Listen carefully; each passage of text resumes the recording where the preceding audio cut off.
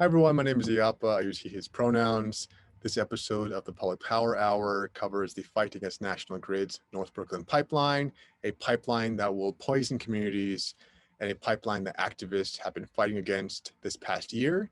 Today we are joined by two lead activists, Jen and Pati. Jen, I'll let you introduce yourself first. Yeah, hey everyone, my name is Jen Pichier. I use she, her pronouns, and I'm a member of the New York City DSA Eco-Socialist Working Group, as well as Frack out of Brooklyn, a Indigenous Black POC-led coalition that is dedicated to fighting colonialism, capitalism, as well as primarily this new fracked gas pipeline that National Grid is constructing from Brownsville to Greenpoint. So Pati will join us in one moment. And I guess my first question will go to you, Jen. Um, So I'd like to learn more about your organizing journey. And my first question to you would be, was there any moment in particular that led you on this path of community organizing? Is there any moment particularly that radicalized you against the system? Yeah, I don't think that there is a moment that radicalized me. I think that my history in working in New York City, my work is focused on waste equity and organizing around waste as it pertains to environmental racism. And I think just kind of being entrenched in that work and kind of making the linkages between the environment and racism and structurally how cities, develop infrastructure to intentionally harm low-income communities of color. I think that has been a fueling, reason for me to be involved in this work. Hi, Patty. Could you introduce yourself and also maybe give us some information as to your organizing journey and whether or not, and how did it come to be, right? How did your organizing begin? My name is Pati, and I am a spokesperson and a founding member of Mi Casa No Es Tu Casa, Mi Casa Resiste here in Bushwick. I'm also a member of the leadership collective of the Mayday Space in Bushwick. And Mi Casa No Es Tu Casa and Mayday, we're part of the coalition Frack out of Brooklyn, Frack out of BK. And how did my journey begin? I mean, okay, so it happened a while ago. I mean, I started organizing in high school. So many years ago. It's long. I started with, just like any kid who grew up in New York as a child of immigrants, and trying to find my identity, my community, here, in this, very white centric society that is New York City, obviously, and especially in the 80s and everything. So I grew up in Brooklyn, in Bushwick. I was born in Ecuador, but I was raised my whole life in Bushwick, Brooklyn. And I was brought over when I was really like a few months old. So I turned 1 in Brooklyn, in East New York. And then my parents were able to find a home, like very unconventionally, just very Brooklyn story, old Brooklyn story. We were able to get a house that we could afford. And this was many years ago when I was like 8 years old. And it was definitely by chance. It wasn't like, people always say, oh, you work hard to get your house or whatever. It's like, it's like impossible right now for anyone like that, working class Black and brown people to do that in New York City. But back in the day, there were ways. But so we were able to get a home, and this is why I'm still here, because if I didn't if my family didn't have a home, we obviously would have been displaced just like everyone else around us, or all my childhood friends are gone and stuff, but as a child, I grew up around basically Ecuadorian communities, immigrant Ecuadorian, Latinx communities, immigrant communities. So I started with creating just like kind of like a club, like for Latino youth in high school and stuff. And we used to have like parties where we would raise funds and send money to like schools, institutions that work with disabled children in Ecuador, things like that. So I started like that. And then a few years later, I was, I went to law school and I did a lot of, I was really interested in immigration defense, especially knowing, I had, developed my political education through my parents, through my mom more than anything, because she's the one who like really gave me, since I was a kid, she would talk to me about the revolutions of Latin America, or the revolts of Latin America, against this imperialist country right here, the US. And so she gave me my first lessons in political science, basically, and political education on, when I was like 3, so she, this communist mommy, she would support, talk to me about all these revolutions that would happen because, in response to imperialist, malfeasance, imperialist will,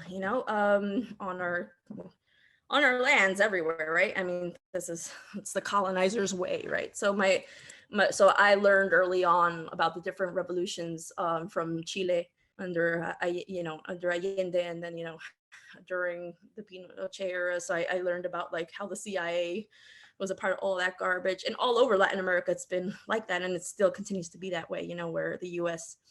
infiltrates and has puppets all over these governments in South America, Central America, and the Caribbean. So so I learned through her in just different revolutions. I remember growing up, I would do a paper starting in like 3rd grade. I would start writing papers about like Chile or Guatemala or the Zapatistas or whatever, right? I was really interested in just revolution and revolutionary fights against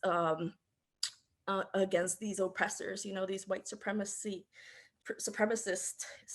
police state nations, like the United States. So, and me growing up in New York City, the belly of the beast, it was just kind of, really hitting home and really interesting because like, I do live here though.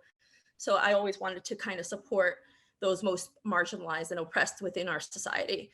I guess thank you for sharing that. Obviously, it sounds like your whole life has been really political, and because like I did go from like, because early on, during the law school stuff, I then started doing legal clinics for immigrant communities in Queens and all over New York City. We would have like free legal clinics for DACA and for other things, and I would set up clinics so that there would be attorneys to give free legal advice for different folks, because obviously all the deportations and everything didn't start under Trump. Obviously, it's always been a thing. So so I used to set up legal clinics, legal know your rights trainings, for how your rights when encountering the police or ICE at home. And then after that, I Mayday Space opened in Bushwick, and when that happened, I joined their ranks because that was just so close to home here in Bushwick. There was like a home for social justice movement work, and which gave me the opportunity to organize my own community in a much more radical way. So I left the civic type organizations that I was doing, and I really dove into Mayday Space, and that's when we co-founded Mi Casa no es su casa, Mi Casa Resiste, and we started doing all types of, and I started doing programming with the Mayday Space. So I started organizing a lot of programming for like the immigrant community around us, for the Black and Brown communities, to get more involved and to be more empowered, also through youth activity stuff. So I did like the at Mayday Space, I've done all types of programming, including, things like the World of Witches is something most recently. But like before that, I would do the Children's Theater program, which was a Children's Know Your Rights theater program, where we would teach the kids basically basic rights, like about ICE, or about like, how to, if a nice agent comes to your house, what do you do type of a thing, but through theater exercises, and it would be very therapeutic for the kids. And then we did dance theater, and they would learn, empower themselves through indigenous and African dances. And so that's what I would do with Mayday Space. It helped me a lot because I'm a single mom living here in Bushwick, and it's hard to get out of the house and be able to do anything, right? And so, especially when you're trying to just survive, right, as a working class single mom. So Mayday Space, because it was so close by, gave me the opportunity to really dive into organizing world here in my community, and which is why we started with the Mi Casa no Su Casa project, which is basically we do direct action through using art. And we've always done a lot of things with regards to the displacement of our communities to raise awareness and raise political consciousness about the gentrification happening in the area, who it's directly impacting in our communities, and later that developed into also abolition work, and all the different intersections of how these things, all these different issues that intersect and affect our most marginalized communities. So yeah, the Mayday Space gave me that opportunity because it was just so close by. And if not, I think I wouldn't be doing the organizing work that I've been doing now, under frac at a BK and everything. So yeah. Yeah. Out of curiosity, what's your position right now at Mayday Space? I'm part of the collective, the Mayday Cool. Space collective leadership. So we it's a collective of I think it's 8 of us now or something. But where basically I'm one of the programming coordinators for the Mayday Space. That's amazing. You sound very versatile. And actually, this brings me into the next question, because I think the pipeline really is just an extension. It's another example of imperialism in its own way. So, how would you define the North Brooklyn pipeline? It's a fracked gas pipeline that runs through mostly Black and brown working class communities in North Brooklyn. It starts in Pennsylvania because they still allow for fracking in Pennsylvania, and that water is being contaminated in Pennsylvania, and it's supposed to be transferring fracked gas from Pennsylvania through Brooklyn, but it's not going to be used for any of the our communities at all. It's just transferring, but as it transfers through, as it goes through these pipelines, it poses risks to our, really hardcore risks to our community, like explosions or leaks that can lead to cancer, that can lead to asthma, that can lead to birth defects, all sorts of horrible things. So and this gas isn't even it's unnecessary. It's not for this community. It's not going to serve the Brooklyn community at all. It's just passing through, and it's it's endangering us as it does pass through, right? So and it's going through Brownsville, East New York, Bushwick, where we live, right, and South Williamsburg. And I think they wanted to do phase 5 through, and phase 4 is almost over. Phase 4 is Bushwick, South Williamsburg. But say phase 5 is, I think that they're getting a lot more pushback with phase 5, which they haven't started, but they're trying to cut, cheat and use some old pipeline stuff to connect to where they want to bring this gas, which is to this gas facility in Greenpoint. That was the point. That's where they wanted to refine, I guess, the gas, and then that would, we assume, would be used for later exportation, for exporting. Meaning it's the gas pipeline is unnecessary. It definitely is just to make a profit for National Grid. It's not for the people. It's not of any use to us. It's putting us in danger. So in Brooklyn these past few weeks, 12 climate activists have been arrested for shutting down the construction of this pipeline, and you were one of them. So why did you choose a direct action? Yeah, so me and Jen went down in the whole. I went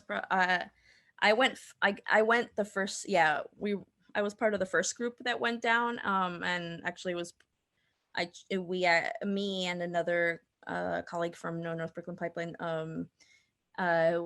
went down and chained ourselves to the pipeline itself. So we were the first ones to go down. And Jen was actually one of the last people to do the action on the pipeline too. And she was part of the last group that went out 2 weeks ago now, right? So yeah, why we decided to do that was because there were, I mean, there was just no other way to get people's attention anymore. Like, we had, so Frat Out of Brooklyn started in January or so of 2020. So, right, so 2020 we started, and in January, and the way we started is, you know, we were told that this was happening. Like, we didn't even know, you know, we're part of the movement, and we didn't even know that this was happening in our neighborhoods. But once we were told that this was happening, you know, obviously, Mi Casa Resiste was created to defend our neighborhood, right? It was basically for community defense of Black and brown bodies on this land, and so that we would not continually be uprooted from the land as we have been through different weapons being used against us, like gentrification, displacement, rezonings, things like that they've been trying to use since forever, redlining before, you know, like all kinds of things that they've always used policies to displace and uproot Black and Indigenous people from the land. And when I say Indigenous, I also include Latinx people, or whatever they want to call us. But we're Indigenous to these lands. So to the whole continent of the Americas, right? So which is why we've always had that also as one of our perspectives from Mi Casa Resiste, actually, that, you know, we need to decolonize the hood. We need to go back, do some kind of land back support for the community, you know, which is what Frat Out of BK is a lot on, you know. So when we first started, yeah, we were like, yes, we need to fight this. We need to fight this. This is like, no. But, you know, when we first started, though, we were like, okay, we're not going to have actions, though, if the community doesn't even know what's going on, right? We need to get the community on our side and inform them what's going on first, because, you know, we just found out, right? So what we did is, since January of 2020, we've been doing a lot of flyering, outreach, you know, in the community, on the streets. We have weekly flyering. Even up until now, we do weekly flyerings in the area to inform about this pipeline. And people, even up until now, still don't know that the pipeline's being built, you know, and it's been over a year that's been in Bushwick already under construction. So we continue to do that kind of outreach, but, you know, but that can only go so far. You know, we've been having these virtual town halls too, and everything, and we've been doing, you know, the work that's been needed to get the word out, and we've been putting out the flyers through the food distribution groups that we've been working with our organizations, like Comida para Pueblo, who serves the community in South Williamsburg, closer to more where the pipeline is. We've been flyering and putting flyers in the groceries so that the families who receive the groceries there get informed about the pipeline that's going through right in front of their homes, right? So this pipeline, yeah, to let them know that because this pipeline's going under our homes, they're going right under schools, daycares, all over the place. And you know, these are high risk, you know? So yeah, so we started with trying to do outreach, and only recently, because we saw that the pipeline was almost completed in Bushwick, we were like, no, we need to do something. We need to stop it. And no one was doing anything. Like the politicians didn't do anything. I know that they were called out to try to push for something to support, but they're not doing anything. You know, Cuomo, who's the only one who probably can stop or can tell Public Service Commission to stop this pipeline, hasn't done anything. De Blasio hasn't done anything. So, you know, since no one has been listening and no one's trying to do anything, you know, I know that North Brooklyn Pipeline had been pushing these politicians to try to do something, but there's been no action. Therefore, we were like, okay, fuck it, we're gonna have to go down there. And so I decided to chain myself. Like, I've never, you know, I've done a lot of direct actions in my life, but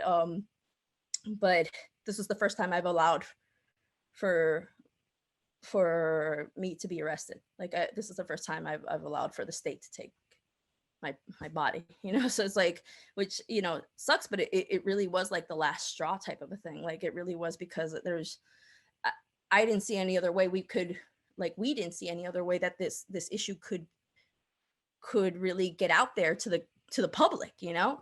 So we decided to do what was necessary, you know, which was to chain our bodies to the pipeline to show how, you know, really important this is, to know this, you know, how dangerous this is, you know, and to really, you know, I think it was also, you know, I know as a person who's, you know, grown up here my whole life in Brooklyn and everything, and in Bushwick, I know that there's been actions before through other groups. And obviously Frat Out of Brooklyn started because we were seeing that, the climate activist world is very much still led by a lot of white people who aren't really those most directly affected by a lot of times by these kinds of pipelines and things, right?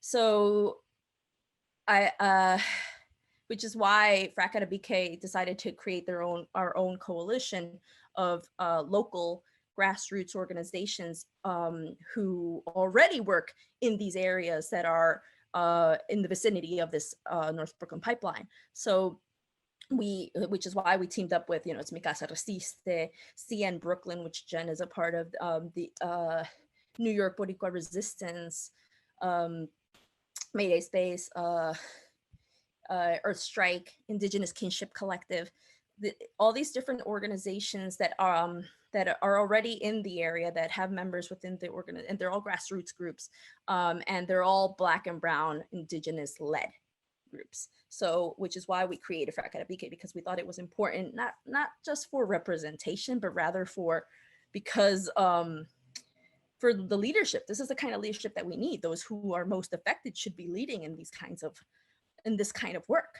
right? And we weren't seeing that from other groups that were fighting this pipeline at that point when we first started, which is why we started this new coalition. But actually since this past summer, we saw that North Brooklyn Pipeline also, has started working with community members in Brownsville, like Gabe and Anna, which was really dope to see, which is why we decided to join forces finally, because we're like, okay, they're reaching out to the to the Black and Brown community there, which was great.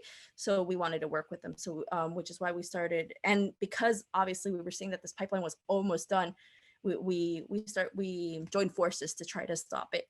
But it was very important to us to show that the leadership in this fight is Black and Brown Indigenous led. How did you get ready for emotionally, strategically? How did you ready yourself for this?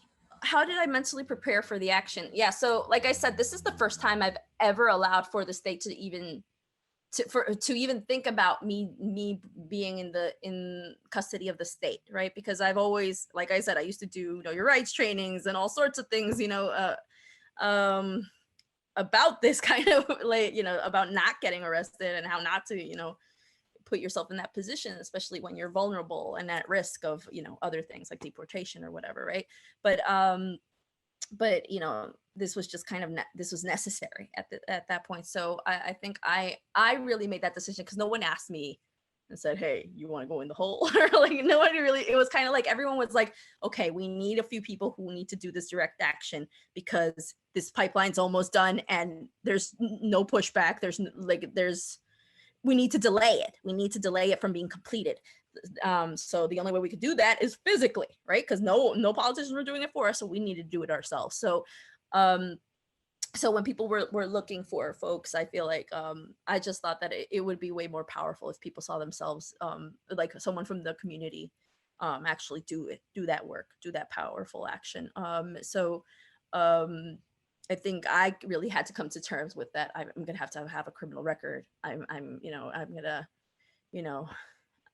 this might affect the legal work I do in the future. This might affect, I'm a mom, so I know that we're gonna have to fight this because I can't, I don't know how it's gonna affect me in the future.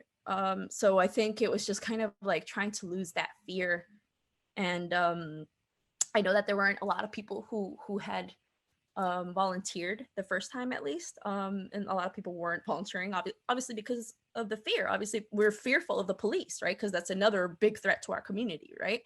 To our communities, and which is why I decided at midnight the day before one of our closed meetings that I was just like, okay, I'm just gonna say I'm gonna do it because we needed someone from the community to step up and do it. So I just kind of, and I think I did it more also because I wanted to encourage and inspire others to do it too. Because once you see someone doing it, I think you're more likely to be like, okay, it wasn't that bad. Let's do this, and encourage folks take a stand in a really hardcore way. So I think that was, yeah, how I prepared was just kind of that. And then I talked to my mom, my radical mom, and she tried to convince me not to do it, because of my daughter and everything too. And I was just like, look, we'll be okay. We got lawyers, we got everything that is needed. It'll be okay, So I just kind of had to talk to my mom. I had to talk to my daughter and let her know, maybe I won't come home today, but I'm okay. I'll be okay. Thank you so much for sharing, Pati. Amazing. Can you describe the day of the action and how did it feel to be in the pit? How did it feel to be chained to the pipeline? It was scary. It was, so that day, I remember the pit that we were looking at, that we had planned to get in, it was being worked on. So we were like, so we needed to kind of like change around things at the last minute. But it was great because, we have a lot of support, like I said, Frack out of BK organizers and North Brooklyn pipeline organizers, got together to do this, and we had different people with different roles. So we, I was confident that, I was in good hands in doing this kind of, this kind of action. So, and we had prepared beforehand, obviously, and trained for it already. But when we got there, obviously it's scary because you see the workers there, you see everything, the construction and everything, the big machines being worked on. So as soon as we got to the pit and we saw an open pit, like we just slipped in. We just had to like throw ourselves into the hole and get into position, and chain ourselves to the pipeline. So the point of having gone down there also was to show people from the inside what this looks like, what they're doing to our land, and so when we went down there, first thing we did was start doing media down there while we were inside, and started doing, lives, Instagram lives and stuff like that to get it on social media, because that's basically the only way we can get our information out there. But the good thing is that we also, were able to get more, and because of this action, it finally brought the press to us, like more press, more of the national press and international press is finally like looking at this. And when there's that kind of pressure, I think politicians tend to act or something, but it hasn't happened yet, so I don't know, right? But like politicians doing anything hasn't happened yet, but now we definitely have like the media attention, and which was the point of doing the action in the first place. I think what was wild is like after we had a series of I think about 2 direct actions in a row where we, blocked construction and people got arrested, and then we like simultaneously forced National Grid to stop construction for a series of days on days when they would generally work, because they were just trying to like figure out how to like come back from these actions. No North Brooklyn Pipeline Coalition actually held an elected like speak out against the pipeline at the pipeline site, and every single elected official from North Brooklyn came, as well as like candidates.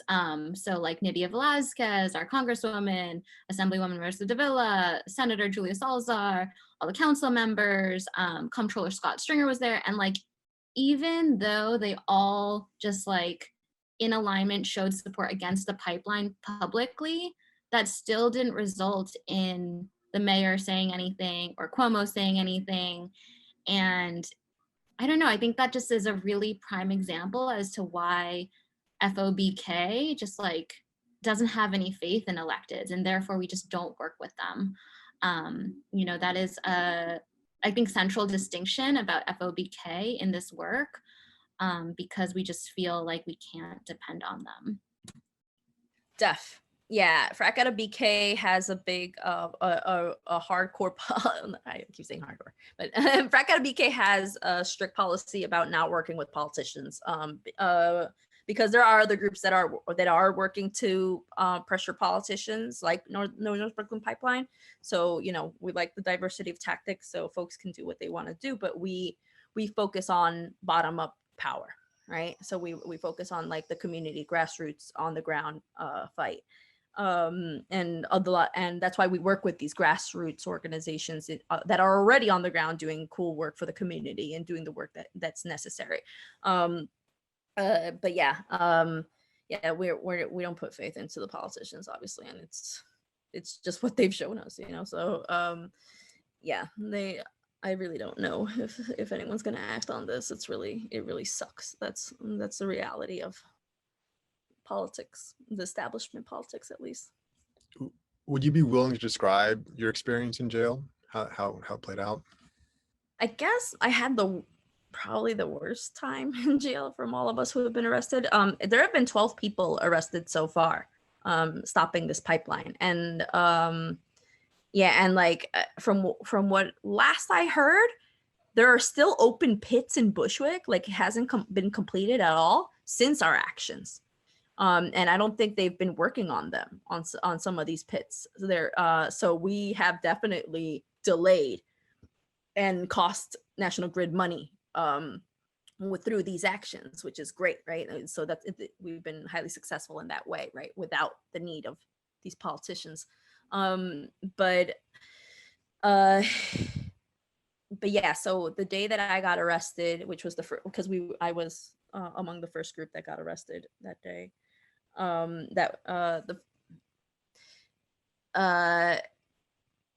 It was rough because jail isn't fun, obviously, you guys. Like, jail is horrible. Jail is torture. Jail is designed to be torture for people. So when we were arrested, we were taken to, first of all, we weren't taken to like the closest precinct or anything like that. We were taken to the precinct in Brownsville. And we weren't close to Brownsville. We were in South Williamsburg, Bushwick border. So they took us to the precinct in Brownsville, and I suspect it's because it's the most disgusting of the precincts or something, because it was horrible. Like when we got there, you could smell the whole precinct smelled like crap, like shit, right? It's like, and I asked for the bathroom because I needed the bathroom. I had been in the hole for like 3 hours or whatever, chained. And so when they took me out, I had already been kind of, dehydrated and I needed the bathroom. So, and the only bathroom they could give me was one they offered was from the cells, and all of those bathrooms were full of crap, like all of them, and no flushing. Like there was no flush. Like there's no way to flush. So all of the cells in a row, it was like 6 of them, full of shit, all of them. Like I swear, I'm not exaggerating. That's just how it was. And it was disgusting. And like the police officer even said, "Oh, I'm sorry that you have to use this." I'm like, "Yo, so give me your bathroom. Like, what are you doing? Like, why are you putting us here?" It was like, it was disgusting. So I had to use that bathroom, and the whole precinct was full of flies because of it. And who knows if it was probably full of COVID too, because like flies take all that everywhere. So it was just horrible. It smelled horrible.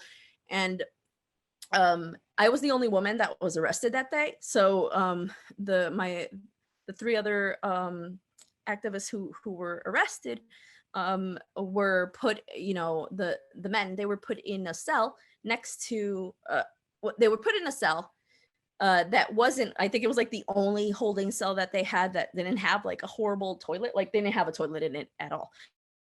So they put the men there, and since I was the only woman, they didn't have another cell, like other than the ones that were filled full of shit, right? So what they did was, they just told me, "Oh, we're gonna have to like chain her to the radiator." They called it the radiator. It's a metal bench that was right next to the jail cell, and they handcuffed me to it, and I was handcuffed to this metal bench for like 8 hours and a half. And with my being dehydrated and everything, I was throwing up the whole time. So it was just really bad. They just like put one of these really horrible, and it was full of, this garbage too was full and everything, and I had to throw up into that garbage and while I'm chained to this bench. And and I don't know why it took so long. I mean, we were supposed to get desk appearances, DATs, and that's supposed to take at max like 2 hours or something, but I was there for 8.5 hours, like, almost passing out. It was really not good. I had to like yell at, like at the end of the 8 hours, I just kind of got fed up. Like I was just like, I don't know if it was a torture or were they really torturing me on purpose, but I was just like, yo, someone needs to get me the fuck out of here already, because like I can't stand this anymore. I was just throwing up the whole time.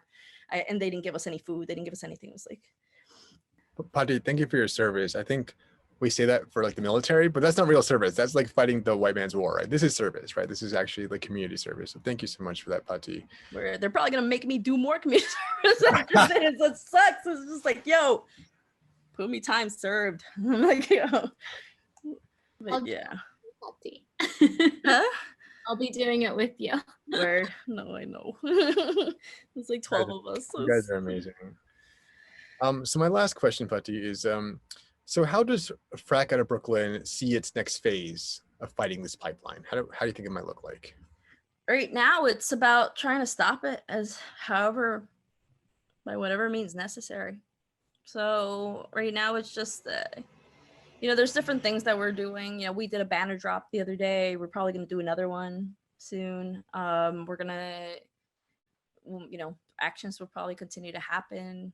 We're continuing to do the flyering in the area. We're still doing the outreach. We're having events. We're actually having a town hall this Sunday at 2 p.m. So we're having a virtual town hall. So folks can definitely tune in. You can look for us at Mi Casa Resiste, or I'm sorry, that's my organization, but at Frack Outa BK. So Frack Outa is Frack OUTTA BK. So Frack Outa at Frack Outa BK. You can find the link in the bio so that you can register for this Zoom virtual town hall. It's going to be on Zoom. So we're going to be, or is it on Zoom? I don't know. Anyway, but it's a virtual town hall, so you can register there on the bio. And we will be doing basically a 101 on the pipeline. We're going to be doing about like what are the actions that we've been having, and also just a little bit political analysis about this pipeline and how Black and Indigenous people have been fighting this kind of like resource extraction since forever, and there's different tactics that they've used. And so we want to like kind of make the connection between our fight here in Brooklyn, in North Brooklyn, with the fights in Wet'suwet'en, the fights in Standing Rock, the fights in and what tactics did they use that we could possibly use. So we'll be talking a lot about a lot of different things. Different members of Frack Outa BK are going to be giving that. I'll be there. I'm not going to talk, I don't think, this time. So it's just great. It's like we have a lot of dope leadership in Frack Outa BK. So we're excited to inform more folks. So we're going to continue to do more town halls. Like I said, there's this Sunday. There's probably, and I think we're going to be doing them possibly every other week. So, stay tuned. Even if you can't make it this Sunday at 2 p.m., you can probably make the next one, which will be in 2 more weeks or so. But yeah, we've been doing all kinds of stuff. We're also raising funds for like the legal defense work that we're going to need, so if folks want to donate to that, you could check out check out Frack Outa BK, and we have the links in our bio for where to donate and everything. Awesome. Thank you so much, Jen and Pati and Frack Outa BK. Thank you so much for your amazing work. I have so much respect for you. Yeah, thank you for being part of this, and God bless, and keep fighting. It's super important, the work you're doing, and I think it's important for the younger generation to see this and to get inspired, because we need to keep the fight going, right? Different generations, just as we learn from our our teachers, keep it going. So thank you so much. On the Public Power Hour with us. Oh God, yes. Okay.